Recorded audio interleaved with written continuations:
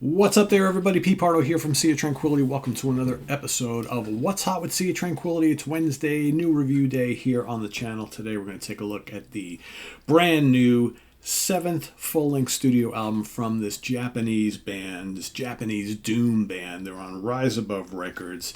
The band is Church of Misery. The album is born under a mad sign. Not bad sign, but mad sign. They always have really cool play on other like albums or song titles, right? And kind of turn it around a little bit. And very, very fun band, although their music is not like what you would consider like kind of fun. It's fun for me to listen to, but most people would like think that doom songs and albums about serial killers, mass murderers, and criminals may not be fun to some people, but that's kind of their shtick, right? Church of Misery have been around since the 1995, and throughout their 7 albums, all sorts of almost each and every track is about a specific serial killer in the history of the world, right? From wherever, from the U.S., from London, from Germany, from wherever. And all their album titles are, plays on other things. Like you've got Thy Kingdom Scum, you got Houses of the Unholy, Master of Brutality, so on and so forth. They're all their Volume 1, right, instead of Volume 4, right? So it's very, very clever. And this is a band, I'm going to give Karen LaPreziosa all the credit in the world, because I really never had this band on my radar until the last couple of months, and I absolutely love them now. They're so really good. And why wouldn't I, right? Because I'm such a fan of like early Black Sabbath that to me, these guys basically are, they take like Sabbath style riffs, and I'm thinking like Master of Reality, right, way back then, and blend them with these, lyrics about serial killers and whatnot, but they throw in a heaping dose of psychedelia on top of it all. Very cool stuff. So whether you call it doom or stoner or sludge or kind of all that mixed together, whatever, it's really good stuff. Anyway, back to the new album. So let's take a look. So here, this is one of the serial killers in question here. I believe this is Fritz Harman. Okay. Most evil indeed. You know what I did before? I actually went to do this review, and I was actually I've been listening to this album for a number of days now. I went and did like a Google search on all of the the serial killers that these songs are based on, and most of them I've never even heard before. And it's interesting how some of them are pretty damn nefarious, right? It's just crazy. So seeing as I'm fairly new with this band anyway, I really need to do a little bit more closer look at all the different characters that they have chosen to write their songs on. Most are very well known, especially early on. They picked a lot of more well known ones, but it just goes to show you how many how many of these crazy serial killers have been out there in the course of the history, right? So here you have pictures of all of them, right? And then, of course, there are the guys in the band. So in the band, you have band leader, founder, and the only guy that has been with the band from day one throughout each and every album. This band has had a million lineup changes. Tatsu Mikami on bass. We've got returning on vocals. He was in the band before, and now he's back again. Kazuhiro Aseda on guitars and keyboards. Yukito Okazaki, and then on drums we've got Toshiaki Umemura. Okay, so again, what does the album sound like? Well, I mean, I pretty much already explained what it sounds like. Just think big Brontosaurus, Black Sabbath style riffing. Okay, the vocals they're not growls.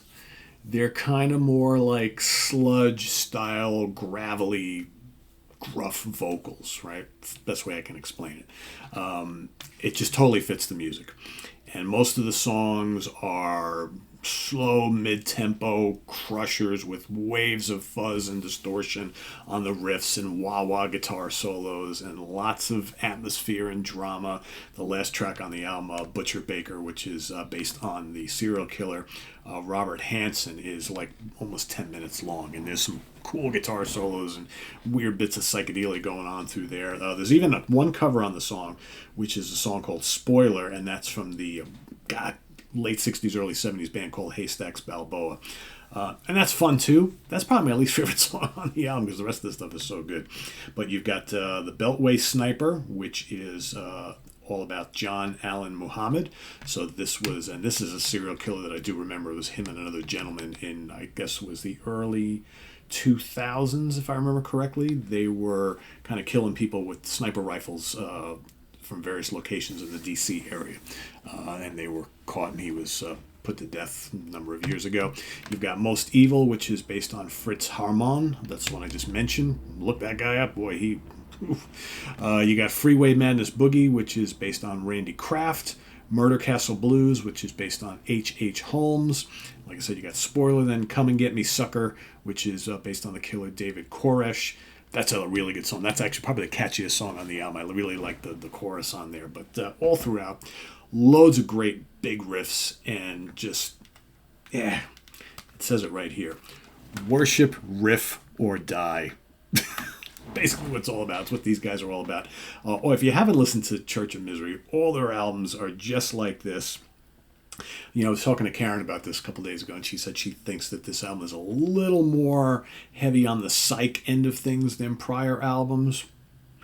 Again, I'm new to the catalog, so I don't know whether I would agree or not agree. There is a good helping of psych on this album, but it's still quite heavy and quite doomy, just like all their other stuff. I think, to me, the vocals are a little less harsh on this album, I think, for those of you who, care about stuff like that. But it has all the elements that I like about all the albums. Screaming wah-wah guitar solos, big crushing riffs, pounding drums, and, lyrics about serial killers. And the one guy on here, I'm trying to remember which one it is. He was involved in the whole Waco thing. Maybe was that H.H. Holmes, Murder Castle Blues? I don't remember which one it was. Well, you remember the whole Waco thing back in the early '90s? Well, one of the guys that they're singing about here, I forget the name. It is Randy Craig. I don't remember the name. But one of the songs is all about that dude and how he led all these people, kind of doing strange things. So anyway. Rise Above Records, Church of Misery, Born Under a Mad Sign, not Bad Sign, Mad Sign, and there's one of the killers on the cover right there. So, and all of their albums have a similar kind of look and feel to the packaging and whatnot, which is really interesting. Karen and I will be ranking the albums of Church of Misery at some point in the not too distant future. So I just basically told her she knows this catalog really, really well. I'm new to it. I said, give me a month or two to really just get very, very familiar with these, and we'll do that. So for all you Doom fans, that's something to look forward to, probably later in the summer or maybe in the early fall, so maybe August timeframe, thereabout, or September, something like that. So anyway, thanks for watching. Visit us on the web at www.seaoftranquility.org. We're on Facebook, we're on YouTube, all together, all the damn time. Please subscribe if you haven't already, and click on that notification bell so you get alerted of all of our content as it posts, and please do hit the like button before you leave. Also down below we get the links to our Ko-Fi page for channel donations as well as our merch page, so thanks in advance for all your assistance and support there. We greatly appreciate it, and we'll see you soon here with more stuff. Should have another one or two. I'm hoping to get to the new government mule for you today as well, so stay tuned for that and more. Till then, I am Pete Pardo. Thanks for watching. Bye-bye.